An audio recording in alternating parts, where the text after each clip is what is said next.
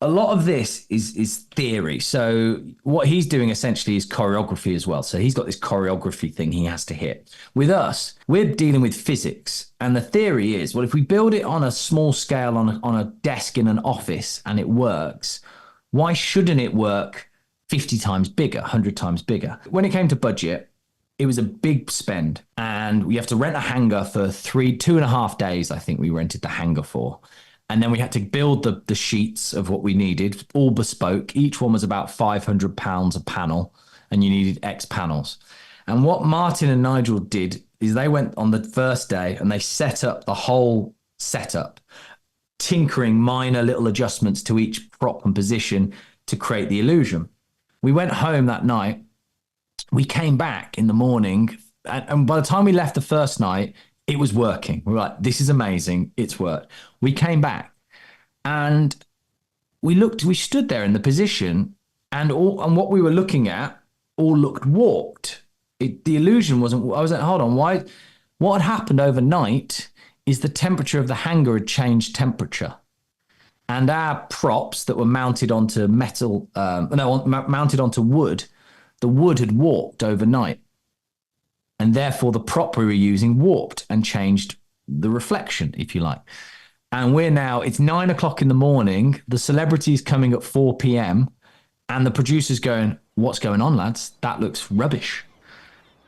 And then panic set in.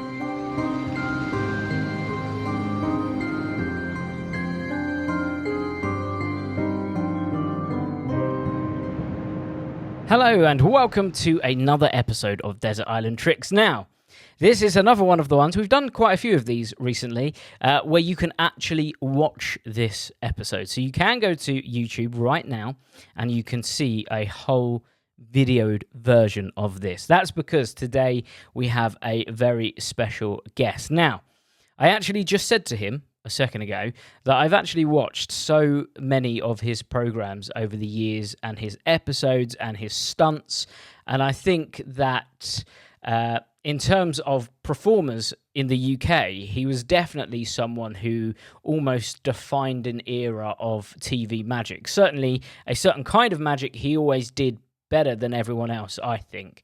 Now, you're going to hopefully know him by name, but if not, you are absolutely missing out because he's just achieved so much in his life. Now, listen to this. He presented Breaking Magic on the Discovery Channel. He had his ITV2 hidden camera magic series, Tricked, which is absolutely phenomenal. There's so many clips of it over YouTube now. Just go and see them. And hopefully we can talk a little bit about some of the things in those shows as well. He's was in the West End performance of The Illusionist. He's done live at the Palladium. He's had Edinburgh Fringe shows. He is a regular guest on shows like Celebrity Juice, This Morning, Good Morning Britain, Soccer AM, and more. Honestly, for someone still so young, the fact that he's achieved so much is phenomenal. And I know that this is going to be such an interesting and engaging talk. So I'm very, very excited to bring on to our island the wonderful Mr. Ben Hanlin. Hello, Ben. Hello, Jamie. What a lovely introduction. Well, guests always say that, but the truth is I'm just reading out all of the incredible things that you've done. And you're reading out the introduction that I sent you. That's great. So you've just had such an incredible career, and like Tricked and those shows, it sort of reminds me of the Carbonaro effect. Those shows where he has the right amount of prank and magic, if that makes sense. Yeah. It doesn't ever seem to cross the line into anything negative. It's just fun and joyful and exciting. Yeah, no, that was to put magic in the context of prank, where people do not know they're seeing magic. Their reactions are totally different, and that is, there's going to be a lot of comments online saying it's fake or they're in on it, but you can just see it in their face when people just haven't got an answer for what's just happened, which is quite nice. And I'm guessing that there are very, very few magicians on Earth who have had as many jobs as you have. Now, you've worked in an off license, in Yeah. a market, all of these different things you've done. Yeah, you have to just everywhere as a till. You have to learn the till in about 5 minutes and pretend like you're just a bored person at work, whether that's the cinema, a market stall, a bowling alley, whatever it is. Yeah. Well, they were great shows, and like I say, there are clips of it all over the internet, so do go and see it. Now, in terms of your list, Yeah. you are in such a unique position, and I sort of feel it with Jonathan Goodwin as well, where you have had to create magic from scratch, and you've had to create these really interesting bespoke pieces of performance. So I'm guessing your list will be probably one of the more eclectic that we've had. Yes and no. So first of all, I'm a fan of this show. Right? I've listened to a lot of the episodes. I listened to the Jonathan Goodwin one, the Nick Mohammed one, and I love it. But I think sometimes if I just do things that magicians can't go and buy and get involved in, I think sometimes it can get a little bit less interesting. So I've combined it. There's a couple things. I think one thing on here mainly that is from my show, and the rest are products and things that you could go out and buy if you wanted to. So, but all of them, resonate with me somewhere along the line. Amazing. So we're all going to have to play Ben Hanlin bingo now. What do you think is going to be on the list, guys? Now, if this is your first time listening to the podcast, the idea is we're about to maroon Ben on his very own magical island. When he's there, he's allowed to take 8 tricks, banish 1 item, take 1 book and 1 non-magic item that he uses for magic. Particulars, who's there, what's there, are there animals, all that good stuff. Maybe there's a till system there. It does not matter. This is in Ben's own imagination. So with that being said, Ben, let's go to your island and find out what you put in position number 1. Good. By the way, as a fan, this is actually very exciting. And I've assumed my assumptions are anything is possible on this island. The audience can be manipulated in any way any scenario that you need. So I'm going to start with a close-up trick, which is not something I do much anymore, but I thought let's start with an opener, because openers are always the hardest thing. And for me, a trick, before I was doing a lot of telly, do a lot of close-up magic, loads of weddings, I do loads and loads of gigs, and this was my opener every single time. So it's a trick I've done thousands of times, and it is multiple selection. It's as simple as this. Now, I've listened to this show. This must have come up a few times, Jamie, I'm guessing. Yeah, right, you're nodding, yes. So I'm just going to get out the way. Whenever I see multiple selection, a lot of people kind of do it as a closer often to finish a big card routine. I used to walk up to any group ever. Even now, if we're in an event now and someone said, do us a trick, and if I had a deck of cards, it would be multiple selection. And the reason I loved it is because it forces every single person to instantly stop talking, get involved, and listen and look at me, which, as we know, when you're working in the trenches, you need that attention grabber. So for me, it was just great. And what I like about it is if I've only got 8 tricks, I can take this millions of different ways every time. I can jazz with it. I can play with it. I can make the deck vanish. I can do essentially hundreds of tricks, all under the guise of multiple selection. So that is my number 1 opener. Done. Okay, so you mentioned that you are a regular listener, which is amazing, but you also know that Devil's Advocate does like to come out every now and again on this island. Yeah, hold on. I know this Devil's Advocate. This is not a utility prop, Jamie. This is a trick, multiple selection. But go on. What are you going to say? So, in terms of multiple selection, I would say that's quite a broad demographic of either moves or procedures. Now, your version of multiple selection, because there have been several published. I think Andy Gladwin had one. So, this could be your own thing, or it could be part of other people's published things. What does it consist of? Yeah, okay. So I'd give you my perfect version of it normally. So at one point when I was doing table magic, I would do it with 10 people. It could get a bit lengthy. I think the sweet spot for me is about 4 or 5 people. So 4 people, 5 people have picked any card. I very quickly kind of gathered them back. I don't even do any particularly fancy. I just grab them, chuck them in the deck, few false shuffles, and then we're off. And I have my set, usually my set opening, reveal, and my close again, because it does vary slightly, but in essence, I will always close by second to last card comes out the pocket. That enables me to helpfully get into my final bit where I just slam my hands together. The entire deck has vanished, and I am holding just one card that was the last selection, the end. And that for me is such a perfect explanation to somebody within 2 minutes. This guy can do things with a deck of cards that, because a lot of people go, oh, I've seen this one. Oh, my friend can do this. I've just shown you within 2 minutes, I can do things that you've never seen before. And also they've been watching you. They've shuffled the cards at the beginning and then they're gone. And you can do that in a t-shirt and jeans. And it's just, I think it's fantastic. It's such a simple plot. Yeah, that's great. That's great. Now, you mentioned that this is your opener. Does that mean that your list is compiled of? It's not. This when I compiled this list, it was on there, and I thought, well, if I'm going to put it anywhere, let's talk about openers, because openers are. And if I was doing stage things, in fact, there's a thing I've got later on, which is a stage opener for somebody else, actually. I love openers, by the way. Openers is, I think, one of the best openers I've seen. This is not even on my list. Did you watch the Willman special? His opener with the printer. If anyone's listening to this, just give yourself an hour and go and watch Justin Willman's Netflix special. He's been doing this opener for a while, I think. He's been doing it for years. It's a thought of prediction. He opens a box, reveals there's a printer in it. It's a joke. And then he squashes the printer with his hands because it's made of paper. Hence, like pulling the rug from under the... But these openers, you need them quick, you need them amazing, and you need to have punch and impact. So I'm always fascinated by really good openers. But yeah. Okay, so that's given us a little sneak peek into the future of the list as well. So let's find out what you put in your second spot. Right. This second trick is one of the most special tricks to me. You know, if you were to plot your journey in magic, this trick is up there, and it is the needle swallow. And I'll tell you the reason. So this trick, so in 2009, I quit my job and I was working as a recruitment consultant in Birmingham. And I had a flat, and I was living with a friend of mine in Birmingham. I had to pay my rent. And I'd kind of done the thing that a lot of people do when they quit magic. I had a couple gigs lined up, like friends weddings and events, but there was a real gap of earnings. And so I decided that summer to be a street performer. So I went to Stratford-upon-Avon and I started to study very quickly how street performing was done. There's a format to it, etc.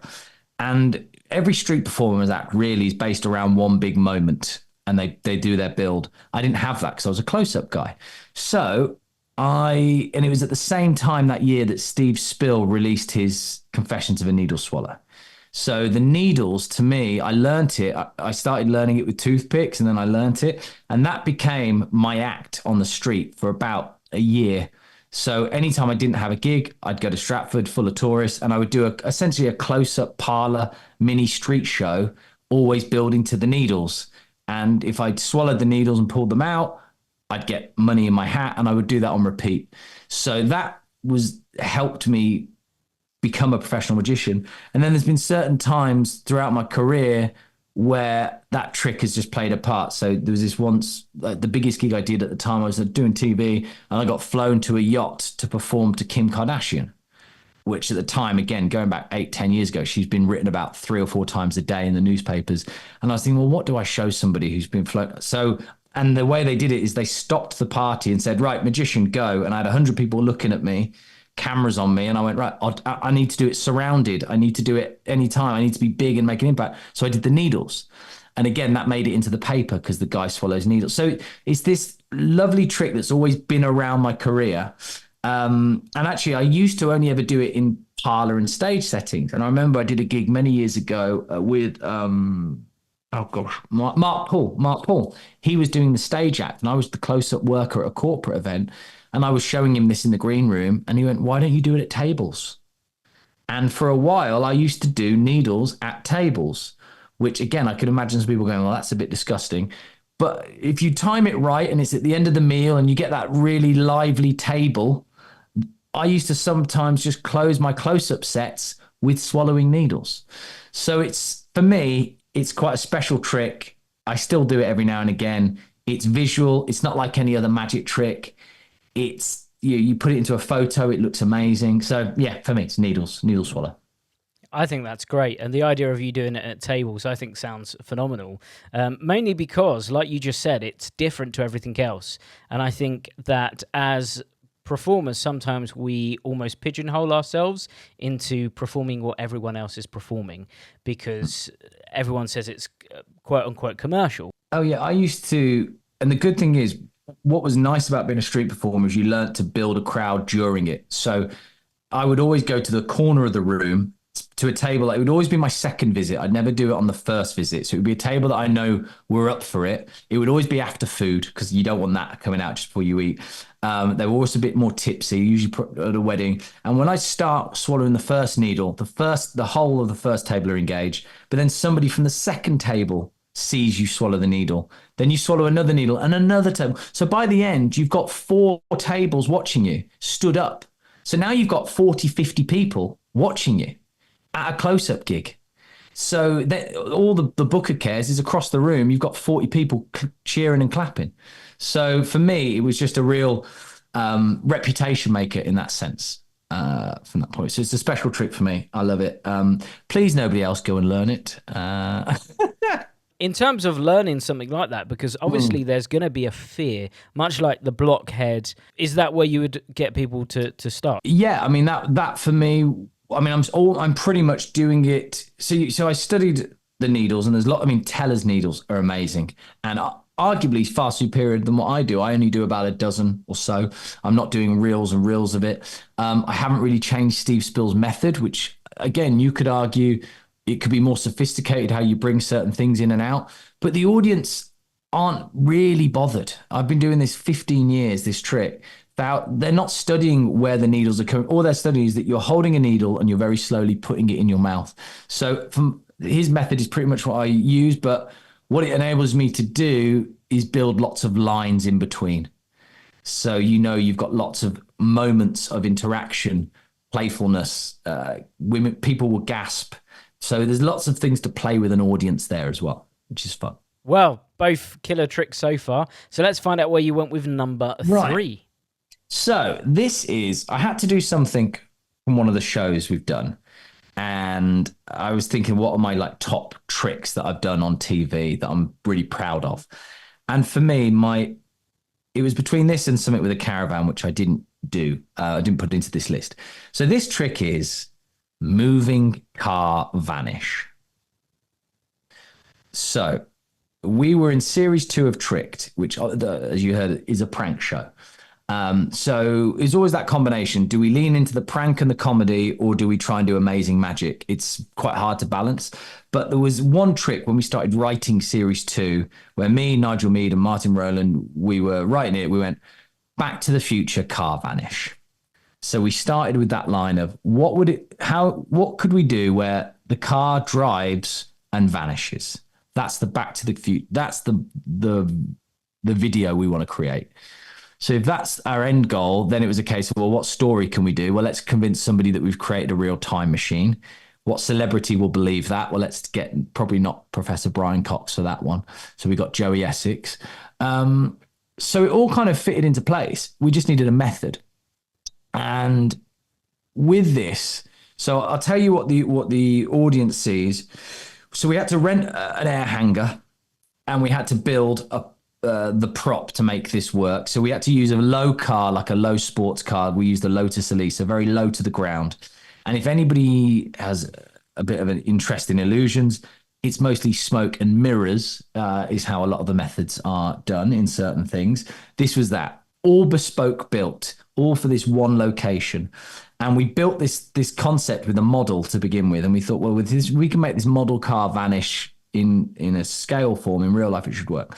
So we rented the air hangar. We got these big sheets of something made and dressed in. And it took us a day to dress it. And what I'm really proud of is if you stood in, and the window of error for this, by the way, was about 6 foot. So if you'd have stood maybe about 10 foot in this whole hangar, if you'd have stood 12 foot either direction, the illusion wouldn't have worked.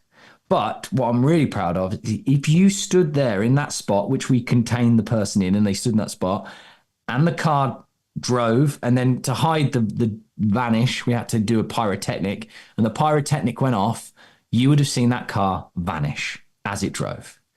And that is a beautiful thing. And I figure, well, if I'm on an island, all the conditions are perfect, we can recreate that all day long. Now, something like that, how long does it take you from sort of like concept to the final thing? And do you get, because when we spoke to Jonathan Goodwin, he basically mentioned a stunt where a car drives off a cliff, and he said, you know, you get one chance with something like that. You don't have all these cars piled up. So a lot of this is theory. So what he's doing essentially is choreography as well. So he's got this choreography thing he has to hit. With us, we're dealing with physics. And the theory is, well, if we build it on a small scale on a desk in an office and it works, why shouldn't it work 50 times bigger, 100 times bigger? But there was a huge problem. So when it came to budget, it was a big spend. And we have to rent a hangar for 2.5 days. I think we rented the hangar for. And then we had to build the sheets of what we needed, all bespoke. Each one was about £500 a panel, and you needed X panels. And what Martin and Nigel did is they went on the first day and they set up the whole setup, tinkering minor little adjustments to each prop and position to create the illusion. We went home that night. We came back in the morning, and by the time we left the first night, it was working. We were like, this is amazing. It's worked. We came back and we stood there in the position, and what we were looking at all looked warped. The illusion wasn't, I was like, hold on, why? What had happened overnight is the temperature of the hangar had changed temperature. And our props that were mounted onto mounted onto wood, the wood had warped overnight. And therefore the prop we were using warped and changed the reflection, if you like. And it's 9 o'clock in the morning, the celebrity's coming at 4 p.m. and the producer's going, what's going on, lads? That looks rubbish. And then panic set in, and Martin and Nigel, very, very clever, it's the temperature, it's warped. We had to get essentially heaters and hair dryers on each panel to unwarp them and warp them back by like lunchtime. So by 1 o'clock, we were just about back where we'd left it and we were fine. But we were panicking for 4 hours going, we might have to pull this whole thing. Wow, that sounds stressful at the time. Very stressful. And that's what people obviously have views on TV magic. It's a different skill. It's a different platform. It requires, but to watch somebody think on their feet, and we've had multiple times throughout the series where we've had to fix something within an hour, and we've ran round and those are the days you go, I mean, those lads, you've earned your money today. Wow. Like, you've managed to fix this problem and we've created this thing. And then everything went in the bin that night. All those things were gone. Could never be done again. Yeah, that sounds incredible. What an amazing thing to be able to work on. And quite a big diversion from your previous two. So we went from multiple selection to a needle swallow to a moving car vanish. I think that's not one that you're doing at your close-up gigs. But it does lead us very nicely on to number 4. So what's in your 4th spot? So number 4 is a trick I have never done, and you could have a million guesses and you probably wouldn't guess this. It is something that I just don't do, but it's a manip act, because I don't do a manip act. And I feel like as you get older, the chances of you learning something as hard as that or as in-depth as that, it should have been something I should have learned when I was 12, 13, 14, and I had all the time in the world. And it doesn't really fit my style. It's not really what I do, but it's real magic. When you watch a proper manip act, producing cards one after the other, different colors, whole decks behind their hands, it's what I, as a kid, thought magic was. So if I've got all the time in the world on a desert island, I can just practice it and practice it and practice it. And I just think having something like that in your act is kind of cool. Often manip acts can lose connections with audiences because they're quite passive. You can get around that, I think. But in essence, when you see it done and it is lightning fast, it's just brilliant. And when there's no sleeves, it's just, I mean, I know Ben Hart has a moment, I think, in his show when he does things, and there's other people that do it. And I'm in awe of that dexterity and the time it's taken. So, yeah. Okay. Well, I quite like the idea of maybe you're just making loads of till systems appear over the course of your act. I even feel like it'd be funny to bring out a CD manip act now, because no one else is doing that. I just think it's funny to say, look, I've wasted all my time learning CDs. It's gone now, isn't it? What a waste of time that is. Yeah, that would be great. Well, that's a great entry at number 4 and leads us to a number 5. So what's in your 5th spot? Right, my 5th spot is a second and final card trick. And it is probably it is my favorite card trick ever, Sam the Bellhop. I remember when I was getting into magic, I was about 14 years old, and I was in Birmingham, and there was a shop in Selly Oak that was open late on a Friday night. And me and a friend of mine were into magic, a guy called Steve Seaborn, and we would finish school. He learnt to drive. He was about 17. I was about 15, 16. And we'd go to the magic shop, and one night he bought the Bill Malone collection as it came out. And we went back to my house and we put it in, and I saw this trick. And I still remember sitting there just watching it over and over again, and even get my parents to come around and watch this trick on the telly. It was just the best moment of what a card trick could be, I thought. And I still do it now. What I like about it is you can make it completely your own. So I've got my own version of it, the one that I've written for me. If I got bored of it, I could rewrite it and keep rewriting different versions. So I think creatively it's interesting. I perform it now to 1,000 people on stage, and it still does really well. So I love that it is close up, but it's also huge stage. I find audiences at the moment are getting harder and harder to convince about things. Like I did something with a Rubik's Cube last week, and somebody went, "Oh, I think I know how you did that. It's an electric Rubik's Cube that solves itself." And I went, "Wow." And they said, "Oh, your hand was in your your other hand was in your pocket. You're probably using the remote." Now that's not, obviously we know methods. That's not the case, but the fact that we're not far off from that anyway. So I find that audiences are getting harder and harder to just enjoy and persuade that what you're doing. And I think Sam the Bellhop, it is what it is, right? You're manipulating the cards to your whim to create a story. I liken Sam the Bellhop to watching a world-class guitarist doing a guitar solo. You just go, wow, that is what you can do. I could never do that. It's so professional and advanced in what I'm seeing. And I just like that it's quite nice in a show or an act to just have a moment to go, this is the result of all those hours I've spent with a deck of cards. I just think it's quite nice. Yeah, I think it's a lovely trick. Is there a particular version that you really like the one that got you hooked? So definitely Bill Malone's. Like Bill Malone, I was doing that again, but then what you do is you end up being a 15-year-old kid in Birmingham repeating lines of Bill Malone, and it doesn't connect, right? I think another brilliant version, if you're going to talk Sam the Bellhop, the one that's probably done more views than anyone else on this planet is James Gallia's version. And I had the pleasure of working with James in a show in New Zealand and watching him do that night after night. Thought he was really clever how when he did that, he went off the stage and had a close-up table in the audience with a camera, which again, 12 years ago was pretty forward thinking really in his approach to it. So I think that was really cool. My version that I do, I talk about, it's a story about a night out, but I talk about my hometown of Birmingham and working in TGI Fridays, because I always try and put as much truth into my act as I can, because that gives me a point of difference to somebody else. There was a version I wrote for a show where I just did a whole tribute to Birmingham, and I listed all the brilliant things about Birmingham.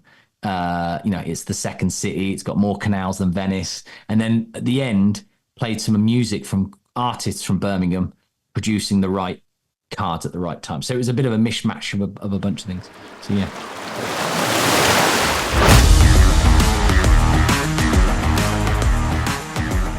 Hello, you amazing human beings. Mark Spellman here to tell you about something I'm so excited about for 2026, and that is the inaugural Alakazam Magic Convention in Ashford.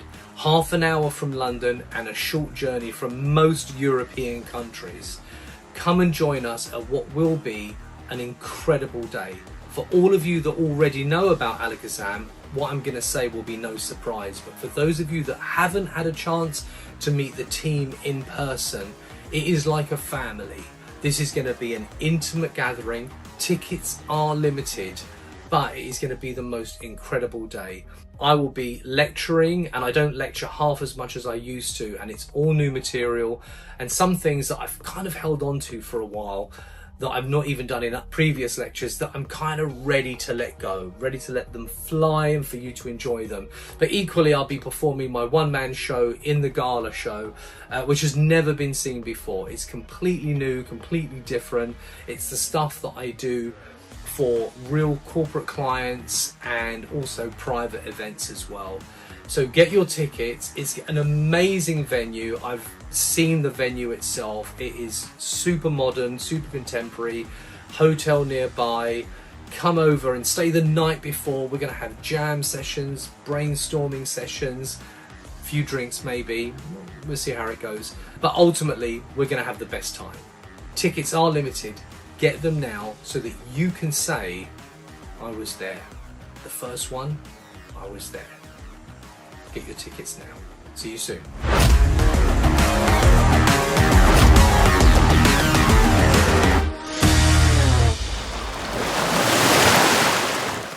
Well, it brings us into a number 6. So what's in your 6th spot? So yeah, I was doing this list. I would say the first, definitely the multiple selection, the needles, the car vanish, Sam the bellhop. They were like absolute no-brainers. Because when I listen to this show, I bet if you're listening to this, you probably start creating your own little lists. Those were like always resonating with me. This only popped into my head really yesterday and the day before when I was really thinking about stuff. And I don't know why, but I just think I'd really enjoy doing this. Again, it's not my trick, so I'm always quite envious of somebody that this would be Dom Chambers' beer production. I'll synopsisize you, so to speak. Dom Chambers, Australian magician, great energy, young, got quite a fun, cheeky side to him. He comes on stage. He uses it as his opener for certain reasons. I probably wouldn't do it as an opener because I just think it's actually strong. I'd put it somewhere. He comes out to music. He makes a pint of beer appear. Crowd goes nuts. He gives it away. Then he makes another pint of beer and another pint of beer from his shoe, from a towel, from a this, from a that. He's wearing just, jeans and a shirt. And he makes, I think, something like 8 or 9 pints of beer appear. And then he invites the audience to come up and grab a beer before he starts his show. And 9 people run up, grab a beer.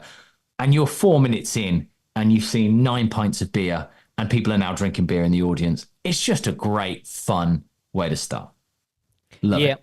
And the great thing about that is these aren't just small glasses either. These are big statement piece glasses in some respects. Yeah, and it's just you see certain routines and you go, oh, that's good. Like the fact that he has that 4 minutes act in his pot, like ready to go for the rest of it. Like you just go, oh, that is a lovely piece to have. So, but I think it's the reason I put that in is I was thinking about tricks that I love, and I was gonna just say producing a pint of beer.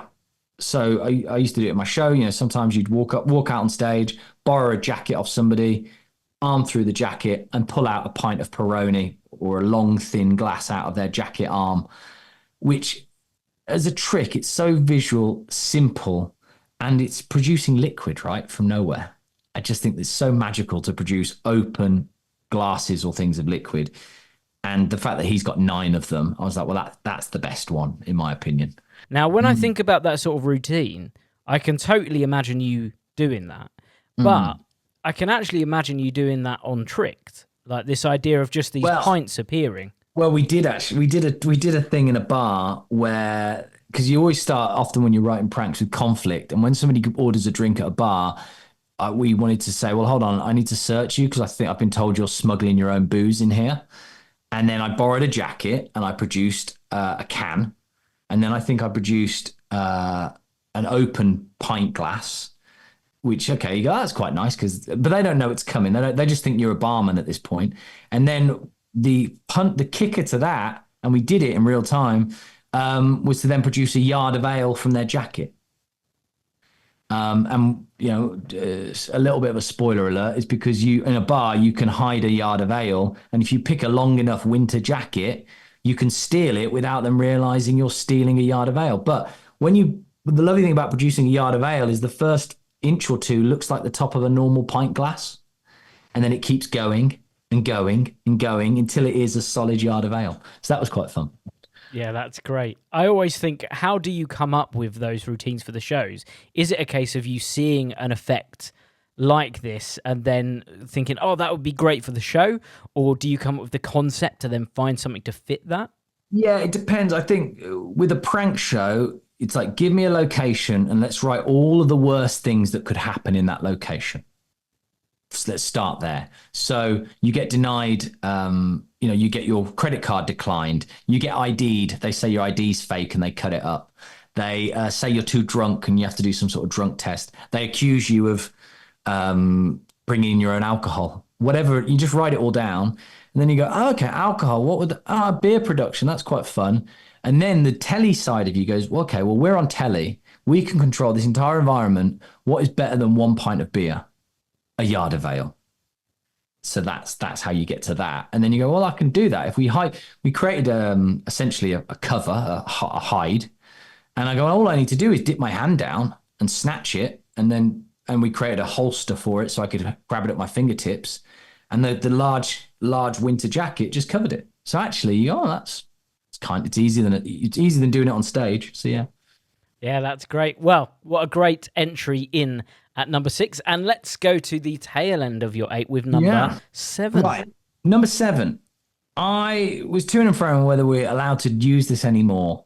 But given that it's a desert island, I feel we're allowed to do this.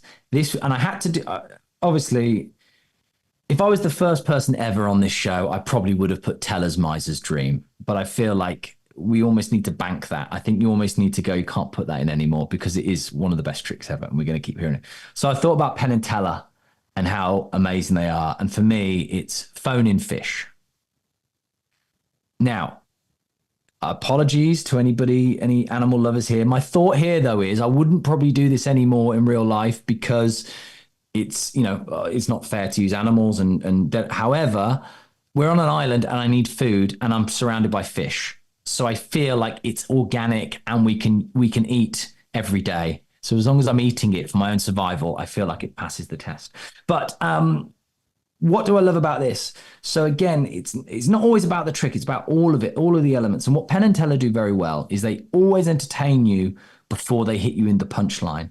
So again, this is their opener. They walk out on stage, and I've seen them do this live in London. They walk out on stage. They ask everybody in the audience to phone Penn's number. What a great start. Everyone's got their phone out. Everyone's making a phone call. Everyone's excited. There's energy. Someone gets through. They bring that person up on stage.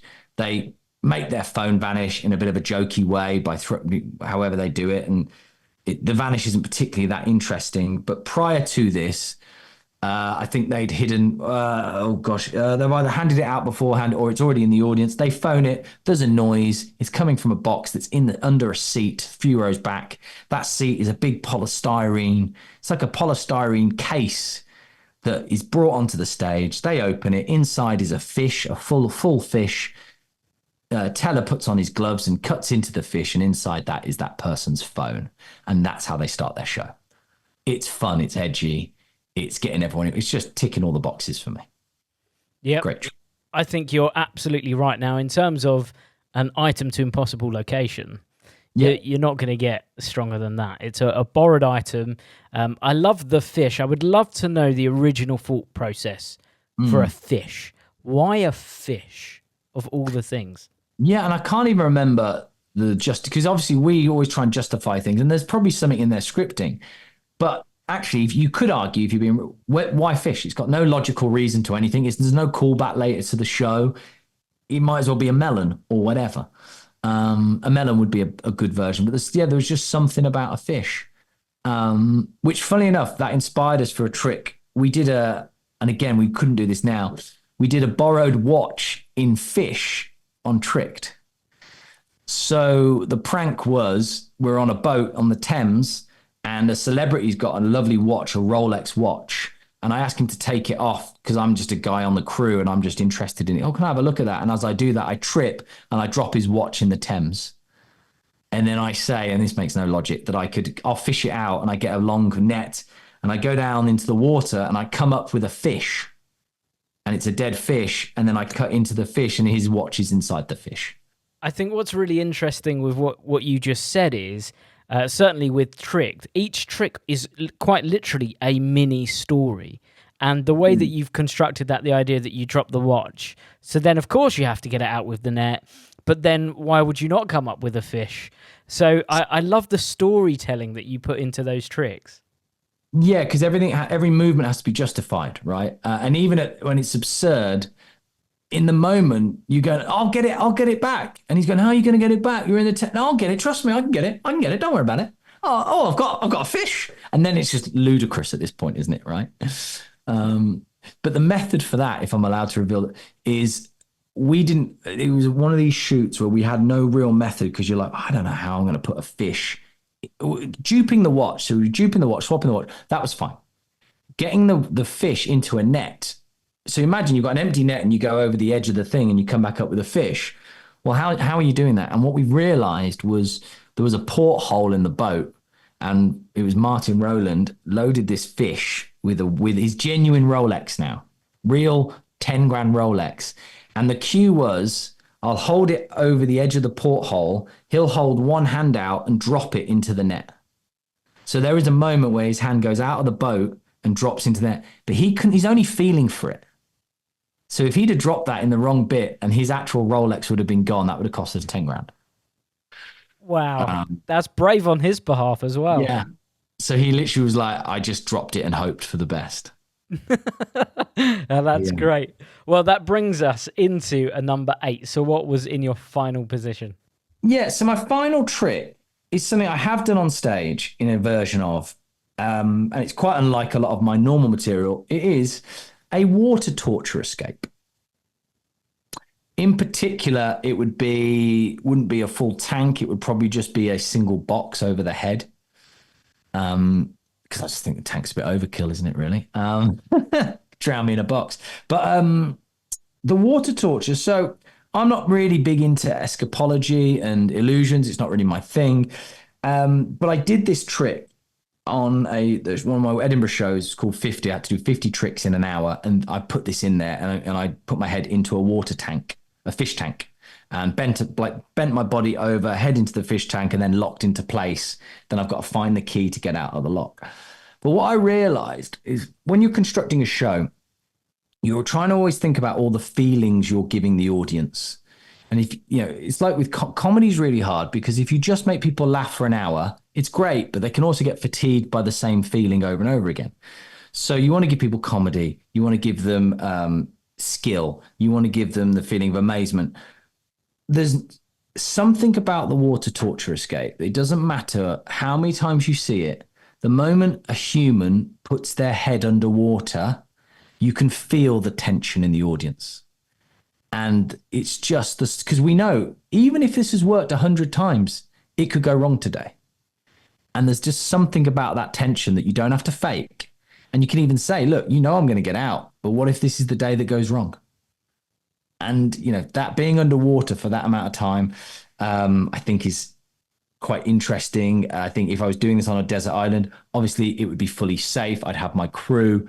So things like that, things that I would normally worry about, I'm assuming are not the problem here. The water would be warm enough. And also I learned, because I did a bit of a TV special on this, I learned how to hold my breath. So actually, the more you practice it, the more impressive it gets as well. So I think a water torture escape at the end. Yeah. Okay. Well, that's a great round out, I think, in terms of a routine. Now, I think it's interesting what you just said there, because I think audiences inherently know whether something is still dangerous but safe. So, for example, there is no real way to make these illusions completely safe, as we found out on this podcast with Nick Mohammed when he mentioned, his near misses with that routine.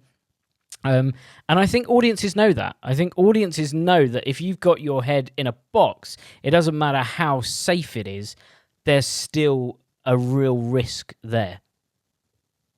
Yeah, and then when you add in the skill of being able to do a longer breath hold, if you can get into the 4-minute realm or the 5-minute realm, then it's just, because most people can only manage 60 seconds. So it's just all of that. It just feels like it's also, okay, you are lying to the audience with certain escapes, but there's a certain honesty there of like, this is not going to be safe until I'm out. But yeah. Well, I think it's a great one to close out. We've started with multiple selection, then we went to needle swallow, moving car vanish, manip act, Sam the bellhop, a beer production, phone in fish, and water torture. And what's really interesting about your list is there's quite a few elements of danger or sort of something different there. We've had like a needle swallow. I would say the moving car vanish sort of, that's quite a big thing. Your phone in fish, that poor fish, and then we've got the water torture escape as well.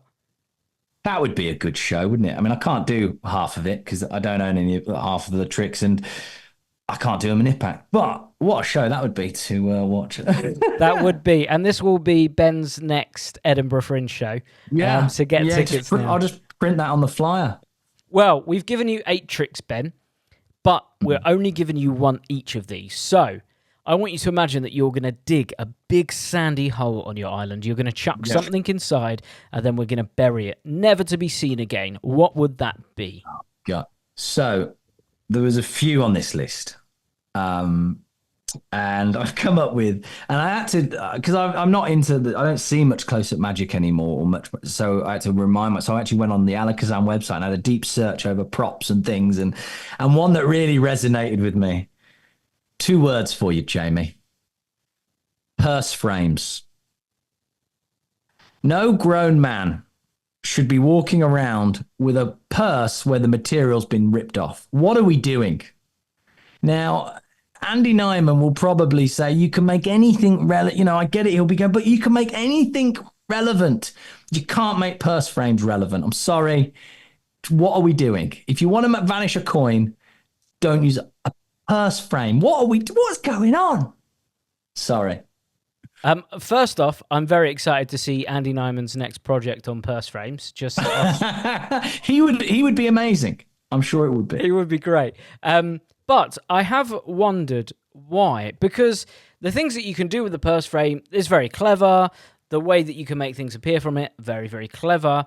My thing is, I wonder why, well, certainly not to my mind, there's not been a modern equivalent of a prop that can be used in that same way. Yeah, I mean, what is it? It's just it's a loop, isn't it? It's a piece of but not just. Let's all just take a step back. If I went to my mates and said, and I pulled that out, they go, "What's that?" And I go, "Oh, it's a purse frame. Let me show." I wouldn't even be able to get into the trick. They would destroy me because why do I care about this prop? Why am I bringing it out? There's just no point to it. We've got to be better than that. I'm sorry, but yeah. Well, but to your point, like what you're using, you could get, even if you just created a loop with your fingers, and that's better, or something. I don't know. There must be a million other ways to do it. And people are probably shouting at this, going, "Well, there are." But the moment I see often a grown man pull out a purse frame, I just think we've lost all context here. What's going on? Well, you also mentioned that there were several things that you would put on your banishment. So the other thing, I'll give you some bonus ones. If I look across a party and there's a close-up worker with a piece of rope around their neck, that's gone for me. Get like, you know, when you see people and they use like rope magic with rope and rings and all that, but the way they store it is they put it around their neck, and it looks like you're like a tailor on a market stall with a length of rope. Why are we doing that? I could probably banish all rope magic, but there are good things you could do with rope magic. But that rope around the neck, if you're a close-up worker and you do this, please just put it in your pocket. That's all I'm asking. Or the third one, I'm going off on one now, and this is very controversial, and even I hate myself for saying this: confabulation routines. Because Britain's Got Talent and America's Got Talent have told us the only way to do TV magic in the last few years is a confabulation. I knew you would do this. I knew you would do this. I knew you would do this. And I feel like we've just exhausted that narrative. And I think it needs to go away to leave space for something else. Anyway, that's my rant over, Jamie. That's a separate podcast, that is. That's it. Well, yeah, we could do a whole banishment podcast, but I think that you've got some interesting points there. Certainly the purse frame, I would say, maybe not even culturally relevant. Some people may not even know what one of those is nowadays, I think, is yeah, the who other carries thing. money? What's the yeah? Well, yeah, there is that as well. Rope around the neck, that's fair enough, but I do feel like you're going to need that rope on your island. That could come in very handy. Okay, well, let's go on to your book then. So what did you put in your book position? Yeah, so my book. This was a slightly tricky one. There could have been a few here. I just very simply Books of Wonder, Tommy Wonder. It's just really simple. It's full of stuff. He's got little side essays with his thoughts. I actually went up and looked at my books because I don't really read any magic books anymore. My book would have been a non-magic book, really. But I figured actually I was looking at it going, I bet you there's some gold in there that I've forgotten about that I could just flick through. So yeah, it'd be that. Well, the Books of Wonder are incredible. And normally, Devil's Advocate comes out with books, collections of books. But I will let you take all of them if you tell us what your non-magic book would have been, because you just said it would have been a non-magic book. So a non-magic book would be something that I think, just read it, is something like Atomic Habits by James Clear is just a great book. Books like that make you a better human, better perform, and therefore you'll be a better performer off the back of it. So, what is it? 7 Habits of Highly Effective People, something like that is another good one, which again makes us better communicators. If we're better communicators, we're going to be better performers. Things like that. Nice. There you go. So we got a 2 for 1 there, really. That was great. Now it leads us to your non-magic item that you use for magic. So what did you put in this spot? Yeah, I've heard different. I mean, you gave somebody a laptop once, Jamie, which I feel is a laptop. Yeah, we'll all have that thing. I can have a jetpack as well. It's not. It was going to probably be. I went through a lot of things, some tiny little things up to the main thing. I reckon it was going to be a notepad and pen, but actually something that I think could help people if you're not using it already is an app called Evernote. So Evernote is a note app.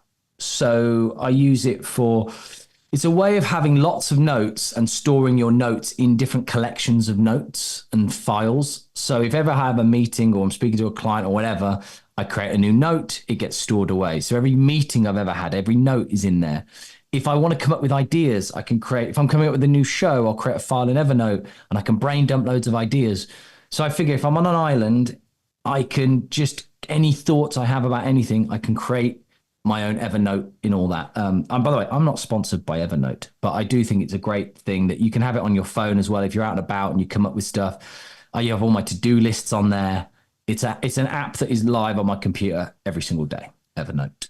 Well, thank you so much, Ben. That was an eclectic mix, as predicted. So just to go back over it, read it back to you. We had Multiple Selection, Needle Swallow, Moving Car Vanish, Manip Axe, Sam the Bellhop, Beard Production, Phone in Fish, Water Torture Escape, But with the Box Over Your Head. Your banishments are Purse Frames, Ropes Around the Necks, and Confabulation Routines. Your books are the Books of Wonder, and your item is Evernote. Great list. Did you have any of them in your bingo?